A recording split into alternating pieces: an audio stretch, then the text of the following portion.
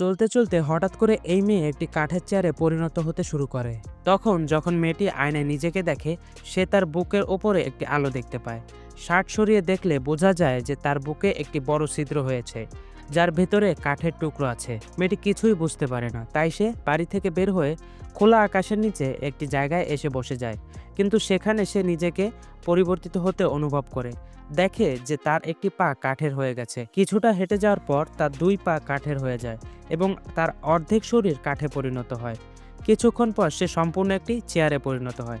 রাতের বেলায় একজন বুড়ো মানুষ এই চেয়ারটি তার সঙ্গে নিয়ে যায়, কিন্তু পথেই এই চেয়ার আবার মেয়েতে পরিবর্তিত হয়ে যায় এবং সে সেখান থেকে ভয় পেয়ে পালিয়ে যায়। এরপর সেই পথ দিয়ে যাওয়া একজন মানুষের এই চেয়ারটি ভালো লাগে, তাই সে এটিকে তার সঙ্গে বাড়িতে নিয়ে যায়। বাড়িতে নিয়ে এসে চেয়ারটি পরিষ্কার করে সেটাতে বসে, কিন্তু আসলে মানুষটি তো চেয়ারে বসেনি, সে তো বসেছে মেয়েটির শরীরে। তো এর পেছনের রহস্য কি জানতে হলে ভিডিওতে লাইক করে চ্যানেলটি সাবস্ক্রাইব করুন।